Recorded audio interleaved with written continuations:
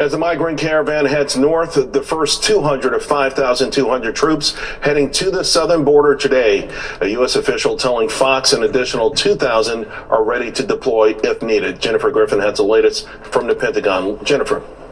Charles, the Air Force general in charge of overseeing U.S. troop deployments to the border, General Terrence O'Shaughnessy, just spoke to reporters here at the Pentagon. He said that the 5,239 U.S. troops that have been ordered to the border is not the top line number. He said there will be additional forces sent. He pushed back, however, on reports that 14,000 U.S. troops were being sent to the border. He said 1,000 U.S. troops have arrived in Texas. That number will rise to 1,800 by tomorrow. He said that so far, none of those troops have arrived at the border. They are still at Laughlin Air Base in San Antonio. The Pentagon, not DHS, will pay for this deployment of troops. The comptroller here at the Pentagon is working on those figures now, and Congress will expect an answer soon. It's illegal to simply reprogram the defense budget without going to Congress. In the past, DHS has reimbursed the Pentagon when troops were sent to the border. Bottom line is it is expensive. Earlier this year, when the Pentagon sent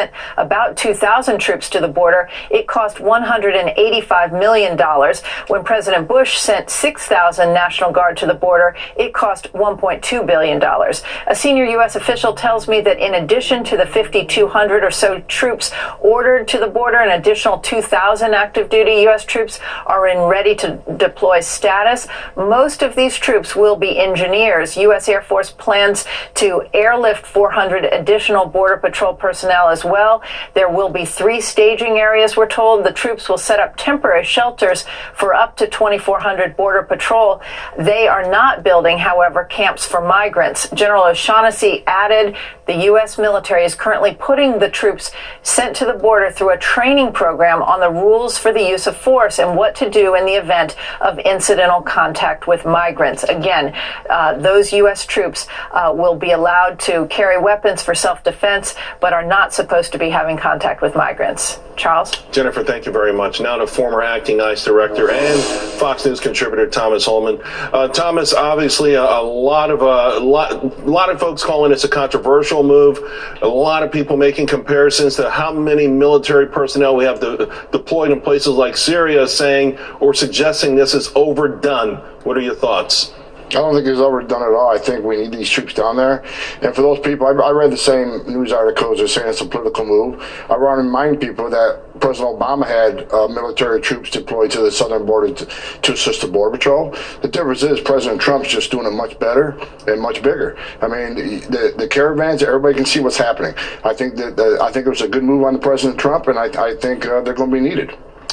Thomas, I think what we're seeing here, and a lot of people believe cynically perhaps, but that this all was designed to coordinate right before the midterm elections, and the visual aspects of this, the possible mistakes that could be made, particularly the more security that we have at the border, the more likelihood there is for any sort of accident to be mishandled or misplayed in the media. Are you concerned about that?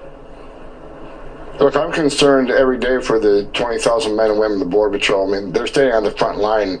And I started my career in the Border Patrol. It's a dangerous job. I mean, these folks are standing in the middle of nowhere in pitch black, and a sensor goes off. You don't know what's coming down that trail. Is it just a migrant looking for work, or is it a heavily armed drug smuggler? You don't know. But those Border Patrol agents are going to stand on that post, and they're going to take it on. So it's a dangerous job. But I got to remind people, the National Guard and the armed forces that are going down there, they won't be performing law enforcement duties. They're simply going to be there helping build infrastructure, backing the Border Patrol up with supplies, moving Border Patrol agent assets around, assisting with medical emergencies and so forth. But they won't be, encountering illegal aliens and making arrests.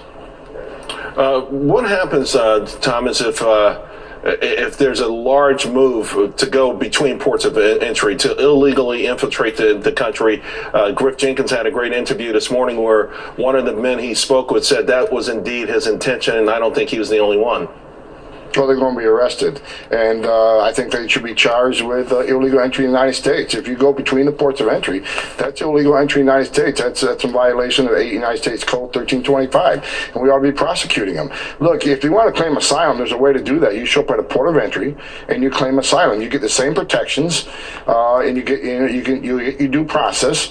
But I do think if you're going to come to this country and claim asylum, I think we need to do what we can to detain them until they see a judge. Because many of them will be released until they see a judge. Many of them won't show up in court, and even if they show up in court, they won't and get ordered removed. They won't leave. Right. I mean, the facts are the facts. Less than 5% of family units come in this country the last few years that have been ordered removed by the immigration judge have not left. They become fugitives. Thomas, we've got some breaking news here. A statement out by Senator Grassley on birthright citizenship. Of course, the big news this morning, perhaps President Trump will use an executive order to stop the practice of birthright citizenship. So far, we've had Lindsey Graham saying he would present legislation to push that forward in Congress.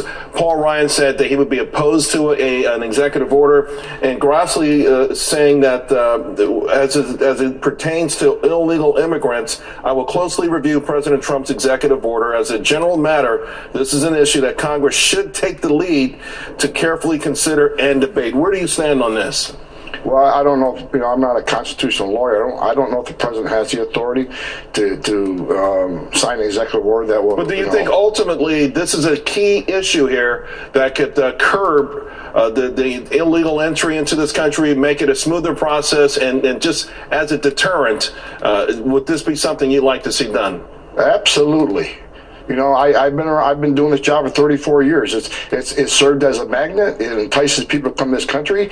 If you enter this country illegally in violation of federal law and you stay here illegally in violation of federal law, I don't think because you give birth in this country to a child, it should be a U.S. citizen.